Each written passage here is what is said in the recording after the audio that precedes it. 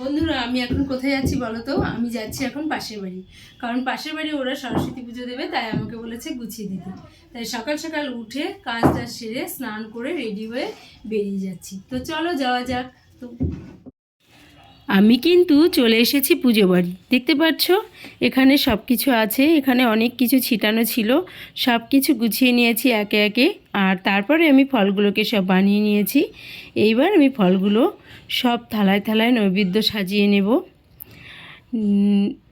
তারপরে এই নৈবেদ্যগুলোকে সাজিয়ে নিয়েছি, আর এইবার আমি এগুলো ঠাকুরের কাছে নিয়ে যাচ্ছি একে একে। আর আমাদের ঠাকুরের পাশে দেখো বই দিয়ে দিয়েছি কতগুলো, আর ফলগুলোও নিয়ে যাওয়া হয়ে গেল। তারপরে আমি একে একে ধূপ ধুনো শঙ্খ প্রদীপ সব কিছু গুছিয়ে নিয়েছি। আর কতগুলো বাচ্চাও এসেছে পুজোর অঞ্জলি দিতে।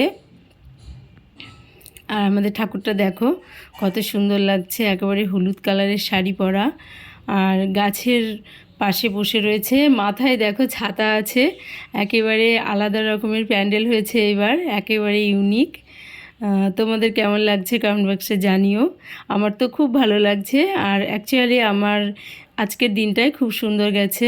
একদম সকালবেলায় উঠে তাড়াতাড়ি করে কাজ টাজ করে স্নান করে পুজোর জোগাড় করতে চলে এসেছি। আর অঞ্জলি দেব, তার জন্য তো একদম খুবই ভালো লাগছে ভেবে।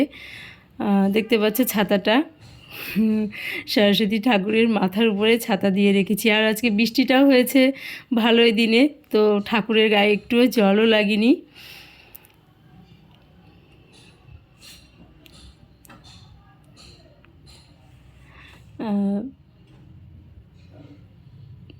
দেখেছো তোমরা, তোমাদের কেমন লাগলো একটু কমেন্ট বক্সে জানিও। আর তারপরে ঠাকুরমশাই চলে এসেছে, তারপরে পুজো হয়ে গেল আর অঞ্জলিও দেওয়া হয়ে গেল। তারপরে প্রসাদগুলো সবার সাথে আমি ভাগ করে দিয়েছিলাম আর নিজেও খেয়েছিলাম।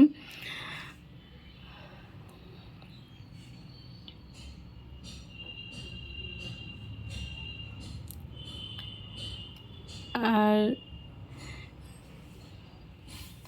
এদিকে অনেকগুলো বাচ্চাও এসেছিল, সেই বাচ্চাগুলো অঞ্জলি দিয়েছে আমাদের সাথে। দেখতে পাচ্ছ এই যে বাচ্চাগুলো একদম ছোট ছোট সরস্বতী প্রতিমা, একদম সেজে গুজে সুন্দর করে চলে এসেছে, বসে গেছে, অঞ্জলি দিল, খুব সুন্দর লাগছিল দেখতে। আর এদিকে আমার ছেলে মেয়েও অঞ্জলি দিয়েছিল, আমার ছেলে মেয়েও আছে এখানে। আর আমিও অঞ্জলি দিয়েছিলাম। আমার সরস্বতী পুজোর অঞ্জলি দিতে খুবই ভালো লাগে, আমি প্রত্যেক বছরই দিই, বাট এত বছরে মনে হয় 2 থেকে 3 বার মিস করেছি।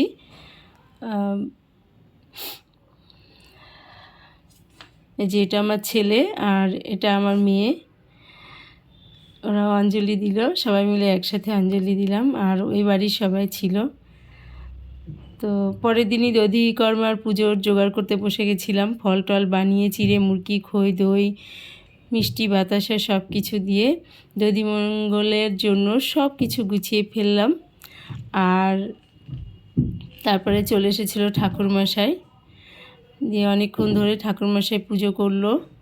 পুজো করার পরে সবাইকে প্রসাদগুলো আমি বিতরণ করে দিয়েছিলাম। আর তারপরে এখানেই আমি শেষ করেছিলাম। পরের ভিডিও আবার তোমাদের সামনে নিয়ে আসবো আমি, পরের অংশটুকু। আর তোমাদের কেমন লাগলো আমাকে কমেন্ট বক্সে জানিও। আর আমার ভিডিওটি যদি ভালো লাগে তোমাদের, তো অবশ্যই লাইক শেয়ার কমেন্ট করো। আর চ্যানেলটি প্লিজ সাবস্ক্রাইব করে দিও, আর আমার পাশে থেকো, আমাকে সবাই সাপোর্ট করো। Tata, by.